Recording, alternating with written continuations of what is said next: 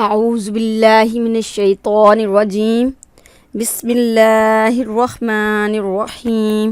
رب اشرح لی صدری ویسر لی امری واحلل عقدۃ من لسانی یفقہوا قولی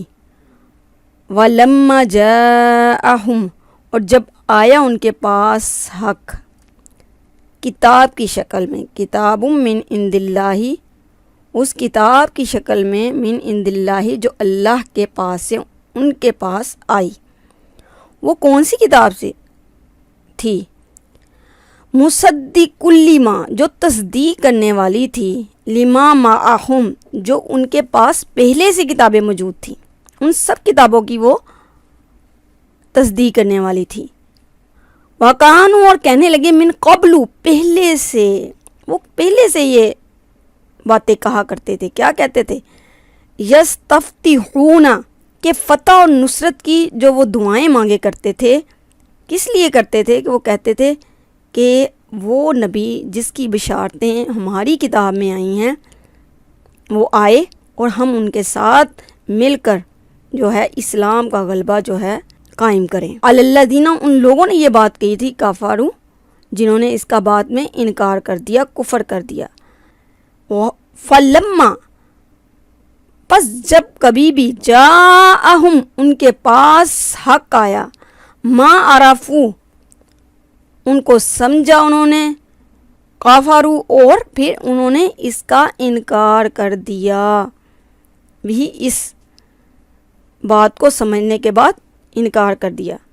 فلعنۃ اللہ، اللہ تعالیٰ کہتے ہیں ان پر اللہ کی جو ہے لعنت ہے۔ کن لوگوں پر؟ علی الکافرین، منکرین حق پر، جو اس بات کی تصدیق کرنے کے بعد پھر وہ کفر اختیار کرتے ہیں۔ تو اب اس کا ترجمہ ذرا با محاورہ سنیں۔ اور اب جو ایک کتاب اللہ کی طرف سے ان کے پاس آئی، اس کے ساتھ ان کا کیا برتاؤ ہے؟ باوجود کہ وہ اس کتاب کی تصدیق کرتی ہے جو ان کے پاس پہلے سے موجود تھی، باوجود اس کے کہ اس کی آمد سے پہلے وہ خود کفار کے مقابلے میں فتح اور نصرت کی دعائیں مانگا کرتے تھے، مگر جب وہ چیز آ گئی جس سے وہ پہچان بھی گئے تو انہوں نے اس کا انکار کر دیا۔ خدا کی لعنت ان منکرین پر، کیسا برا ذریعہ ہے۔ اب یہ جو نا اس کی اگلی آیت عکاسی کر رہی ہے اس کی تشریح کی، بئس ما، کیسا برا ہے، مشتروا، جو انہوں نے خرید لیا، بھی اس چیز کو، انفسہم، اپنی نفس کی تسلی کے لیے، ان یکفروا، اور انہوں نے کفر کیا اس چیز کا، بما انزل اللہ، جو اللہ تعالیٰ نے اتاری تھی، بغین، یہ کس لیے تھا؟ سرکشی کرتے ہوئے، ضد کرتے ہوئے، ان ینزل اللہ، یہ کہ اللہ تعالیٰ اتارتے ہیں اس کو، یعنی اس وحی اور رسالت کو، من فضل ہی، اپنے فضل سے، علی من یشاء، جس پر چاہتے ہیں، من عبادی، اپنے بندوں میں سے، اللہ تعالیٰ ہی چنتے ہیں۔ فباؤ، اللہ تعالیٰ ان پر پلٹیں، بغضب علی غضب، لہٰذا اب یہ غضب بلائے غضب کے جو ہے مستحق ہو گئے ہیں۔ وللکافرین، اور کافروں کے لیے عذاب مہین، رسوا کن عذاب ہے۔ تو یہ تو لوگ ایسے ہیں تصدیق کرنے کے بعد پھر مکر گئے کہ یہی نبی ہے جس کی بشارتیں ہماری کتابوں میں موجود ہے۔ انہوں نے انکار کیا، انکار ہی نہیں کیا بلکہ وہ ضد اور ہٹ دھرمی پر جو ہے وہ جمے رہے۔ یہاں جو ہے اسی بات کی تصدیق کی جا رہی ہے کہ یہ انہوں نے چند سکوں کی خاطر کیا، اور وہ ایسے سکے جو نہ دنیا میں کام آنے والے ہیں اور نہ ہی آخرت، چند روزہ زندگی ہے جو گزر جانی ہے۔ تو ان آیتوں میں ہی اس کا جواب آ رہا ہے، اگر توجہ سے سنیں، کیسا برا ذریعہ ہے جس سے یہ اپنے نفس کی تسلی حاصل کرتے ہیں کہ جو اللہ تعالیٰ ہدایت نازل کرتا ہے اس کو قبول کرنے سے صرف اس ضد کی بنا پر انکار کر رہے ہیں کہ اللہ نے اپنے فضل یعنی جو اپنے فضل سے وحی اور رسالت سے اپنے جس بندے کو خود چاہا ہے نواز دیا ہے، لہٰذا اب یہ غضب بلائے غضب کے مستحق ہو گئے ہیں، اور ایسے کافروں کے لیے اللہ تعالیٰ سخت ذلت امیز سزا مقرر کرتا ہے، اور اللہ تعالیٰ یہ کر سکتے ہیں۔ اور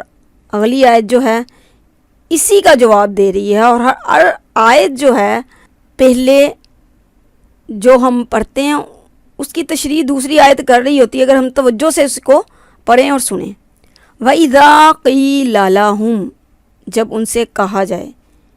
یہ پہلے بھی آیتیں آ چکی ہیں، لہم ان کے لیے، آمینو ایمان لے آؤ، بما انزل اللہ، جو اللہ تعالیٰ نے اتارا ہے، اس چیز کی کہ اس پیغمبر کو مان لو، اس کے ساتھ مل کے جو ہے کام کرو، دین کی بلندی کے لیے کوشاں ہو، جو قالو کہنے لگے، نؤمنو ہم ایمان لیں، بما انزلا جو اتارا گیا، علینا ہم پر، وَيَكْفُرُونَ اور کفر کرتے ہیں، بما وراءہ جو اس کے علاوہ ہے، اس کتاب کا بھی انکار کر دیتے ہیں جو اس کے علاوہ ہے۔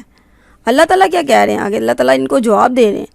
وَهُوَ الْحَقُّ وہ تو سچی کتاب ہے، مُصَدِّقًا لِمَا جو تصدیق کرنے والی ہے، مَعَهُمْ جو تمہارے پاس کتابیں موجود ہیں، قل کہہ دیجئے، فَلِمَ تَقْتُلُونَ أَنبِيَاءَ اللَّهِ اگر تم اس بات کی ضد کر رہے ہو نا، تو اللہ تعالیٰ یہاں انہی کو جواب دے رہے ہیں، قل کہہ دیجئے کس لیے پھر تم نے قتل کیا انبیاء کو، اللہ کے انبیاء کو، من قبل پہلے تم نے انبیاء کو قتل کیے، ان کنتم مؤمنین اگر تم سچے مومن ہو۔ یہودیوں کے حسد کا یہاں جو ہے وہ بیان ہو رہا ہے، اور کہا جا رہا ہے یعنی یہودیوں کا یہ خیال تھا کہ تمام پیغمبر بنی اسرائیل یعنی انہی کی قوم میں آئیں، آخر الزمان نبی بھی ہماری قوم میں پیدا ہوں گے، لیکن اللہ تعالیٰ کی مرضی ہوتی ہے نا، یہ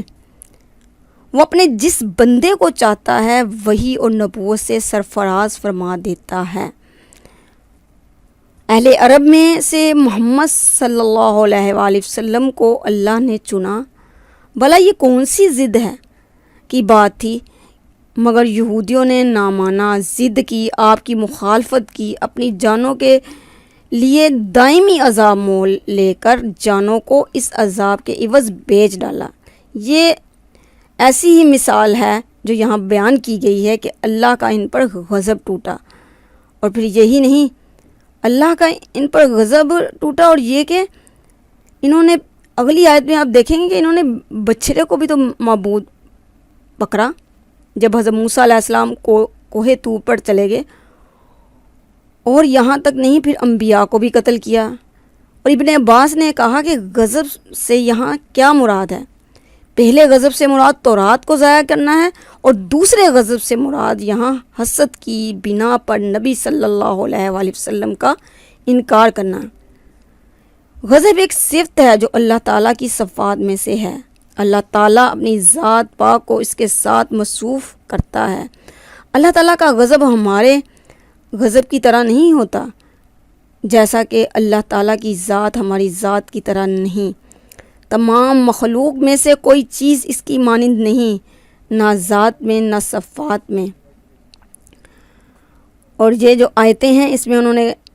کیا، یہودیوں نے کہا کہ ہم نے کیا کیا کہ ہم نے اس کو پہچان لیا، اور پھر یہی نہیں، اس پیغمبر کو پہچاننا اور متعدد جو ہے ثبوت اس زمانے میں ان کو ملے، اور سب سے زیادہ معتبر شہادت جو تھی امیر المومنین حضرت صفیہ رضی اللہ تعالیٰ عنہا کی ہے،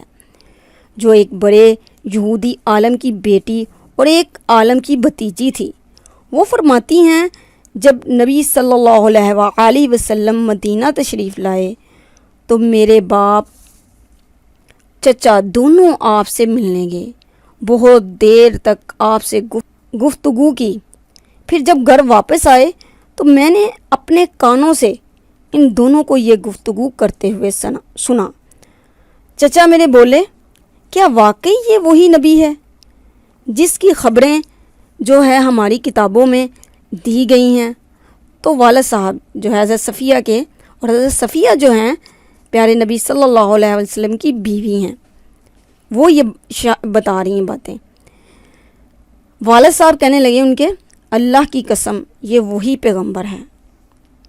تو چچا بولے کیا تم کو اس کا یقین ہے؟ تو والد صاحب نے کہا ہاں مجھے یہ پکا یقین ہے یہی پیغمبر ہے۔ تو چچا نے پھر کہا ان کے حضرت صفیہ کے، پھر کیا ارادہ ہے؟ تو پھر ان کے والد بولے جب تک جان میں جان ہے اس کی ہم شدت کے ساتھ مخالفت کریں گے اور اس کی بات چلنے نہ دیں گے۔ اور یہ واقعہ جو ہے ابن حشام میں بھی آیا ہے، جلد نمبر 2 اور تفہیم القرآن میں بھی یہ واقعہ بڑے اچھے طریقے کے ساتھ مولانا مودودی نے قلم بند کیا۔ وَلَقَدْ اور تحقیق جاکم اور جب آئے تمہارے پاس موسیٰ علیہ السلام بالبیناتی روشن دلائل، روشن دلیلیں لے کر، نشانیاں لے کر، ثم اتخذتم العجلہ تم نے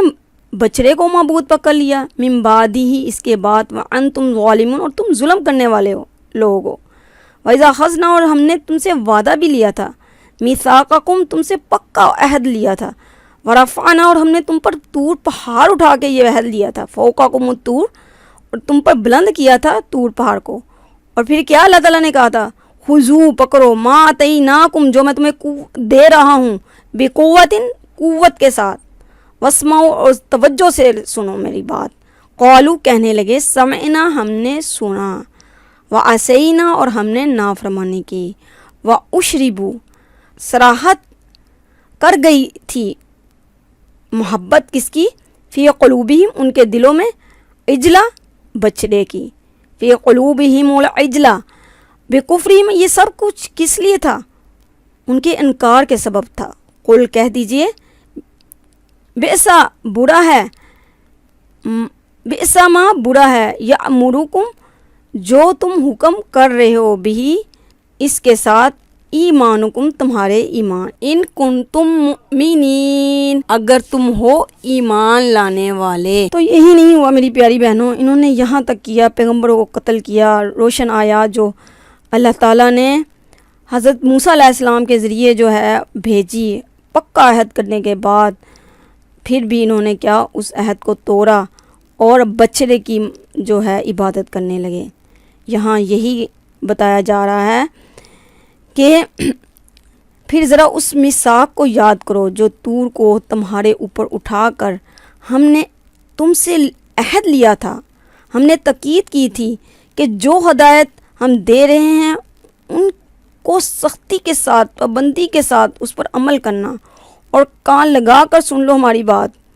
تمہارے اسلاف نے کہا کہ ہم نے سن لیا مگر مانیں گے نہیں، اور ان کی باطل پرستی کا یہ حال تھا کہ دلوں میں ان کا بچھڑا ہی بسا ہوا تھا۔ کہو اگر تم مومن ہو تو یہ عجب ایمان ہے جو ایسی بری حرکات کا تمہیں حکم دیتا ہے۔ یہ ان کے ایمان ایسے تھے تزلزل والے، ایسے تزلزل والے، کبھی وہ انکار کرتے اور کبھی اقرار۔ یہاں یہی بتایا جا رہا ہے، یعنی بالفرض تمہاری بات مان لیں کہ تم تورات پر ایمان لائے، تو پھر یہ کیسے ہوا کہ تمہارے بزرگوں نے پیغمبروں کو قتل کیا؟ معلوم ہوا کہ تم تورات پر ایمان لائے ہی نہیں تھے، قرآن یہ پر چونکہ یہ لوگ اپنے بزرگوں کے افعال سے ناراض نہ تھے بلکہ ان کی نسل میں ہونے کا فخر کرتے تھے، لہٰذا یوں فرمایا کہ تم خدا کے پیغمبروں کو کیوں قتل کر ڈالتے ہو۔ یہاں جو ہمیں یہ بات سمجھ لینی چاہیے اس حدیث کی روح سے کہ جو شخص بھی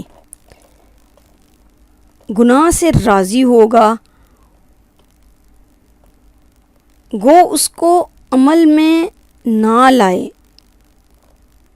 تو اس کو بھی ایسا ہی گناہ ہوتا ہے جیسا کرنے والوں کو۔ چنانچہ یہ مضمون حدیث میں اس طرح آیا ہے، یہ مشکوٰۃ شریف کی حدیث ہے اور اس کے الفاظ بہت ہی پیارے ہیں۔ یعنی رسول خدا صلی اللہ علیہ وآلہ وسلم نے فرمایا، جب کسی جگہ کوئی گناہ کا کام ہوتا ہے